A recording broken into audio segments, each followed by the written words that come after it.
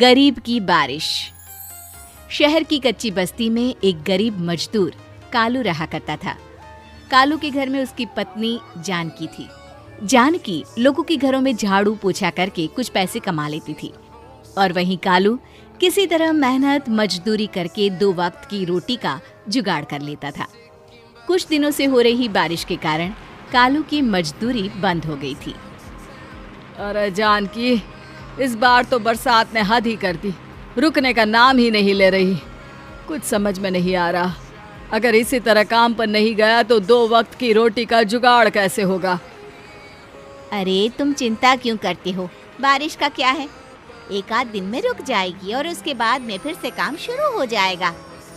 अरे 3 दिन तो हो गए, बरसात तो रुक ही नहीं रही है और आगे भी रुकने के कोई आसार नहीं दिख रहे। तो क्या हुआ, तुम्हारा काम बंद हुआ है ना। मैं तो अभी भी लोगों के घर झाड़ू पोछा करने जाती ही हूँ। मेरे पगार से कुछ दिन तो निकल ही जाएंगे। अरे घर का खर्चा तो हम किसी तरह चला लेंगे जानकी, लेकिन ये जो छत टपक रही है इसका क्या करेंगे।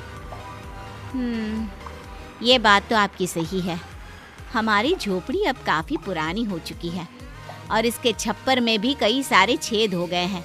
रात भर पानी टपकता रहता है। अरे मैं भी इसी बात से बहुत परेशान रहता हूँ। कहीं किसी दिन ज्यादा बारिश आ गई तो हमारी झोपड़ी टूट कर बिखर ना जाए। राम राम राम, ऐसी अशुभ बातें क्यों करते हो।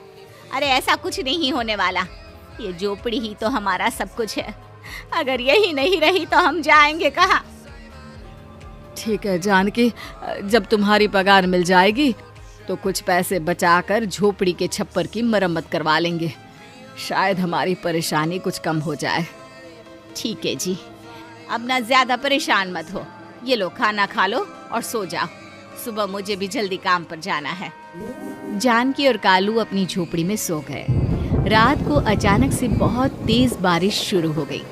धीरे धीरे बारिश का पानी कालू की बस्ती में भरने लगा। पानी भरते भरते झोपड़ी के बाहर तक पहुंच गया था। सुबह के वक्त जब कालू और जानकी सोकर उठे, हे भगवान, ये क्या हो गया। बारिश का पानी तो हमारे घरों तक पहुंच चुका है। अब मैं काम पर कैसे जाऊंगी। रहने दो जानकी, तुम आज काम पर मत जाओ। ऐसे पानी से निकल कर जाओगी और बीमार पड़ गई तो लेने के देने पड़ जाएंगे। लेकिन अगर नहीं गई तो मालकिन लोग नाराज हो जाएंगे। आप जानते हैं ना, बड़ी मुश्किल से 1 दिन की छुट्टी भी नहीं देती है। अरे लेकिन जानकी, झोपड़ी के बाहर तो पूरी बस्ती में पानी भरा है, तुम जाओगी कैसे। जानकी जैसे तैसे करके काम पर चली जाती है, लेकिन अगले दिन फिर से बहुत ज्यादा बारिश होती है और बस्ती में ज्यादा पानी भर जाता है। आज तो मैं तुम्हें किसी भी तरह काम पर नहीं जाने दूंगा। अरे अगर तुम्हें कुछ हो गया तो क्या होगा। ठीक है, तुम ठीक ही कहते हो, आज नहीं जाती। अगर मालकिन नाराज हो गई तो मना लूंगी किसी तरह।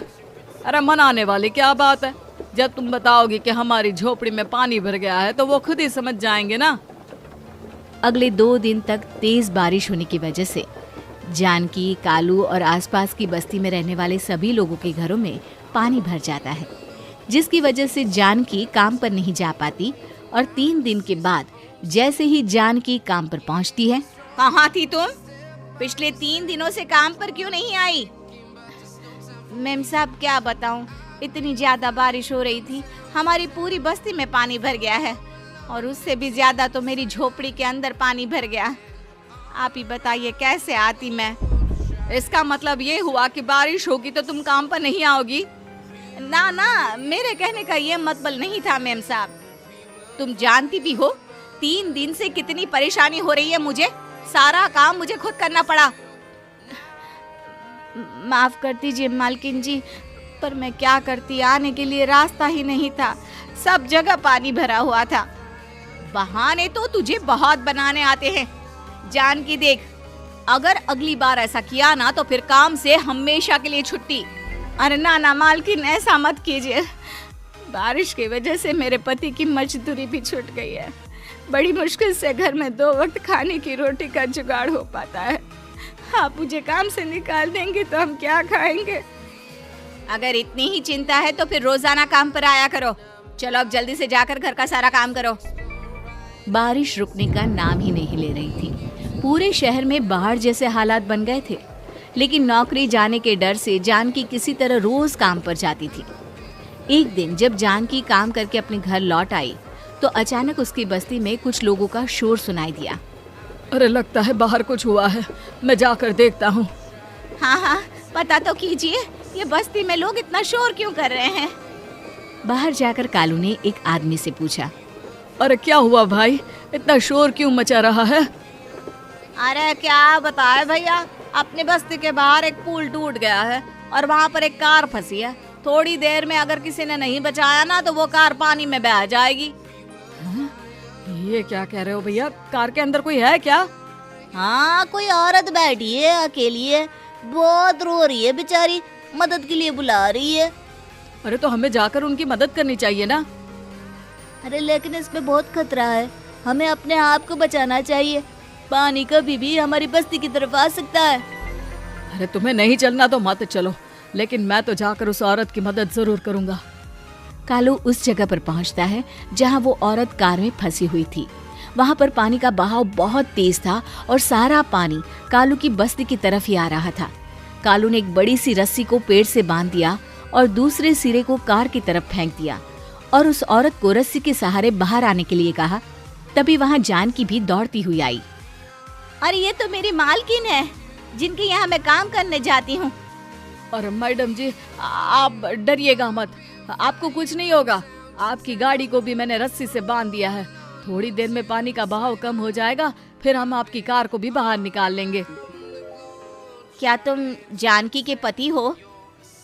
हाँ हाँ, जानकी मेरी ही पत्नी है, आपके यहाँ काम करती है ना। लेकिन मेम साहब, आप यहाँ पानी में कैसे फंस गई?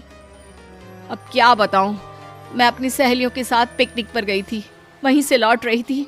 अचानक पानी का बहाव तेज हो गया और मेरी गाड़ी फंस गई। अरे कोई बात नहीं मालकिन, अब ना आप बिल्कुल सुरक्षित हैं। मैं तो बहुत बुरी तरह डर गई थी, कब से मदद के लिए चिल्ला रही थी, लेकिन कोई मेरी मदद के लिए नहीं आया। भला हो तुम्हारा पति का जिसने मेरी जान बचा ली। लेकिन जानकी, मैंने तुम्हारे साथ बहुत गलत व्यवहार किया।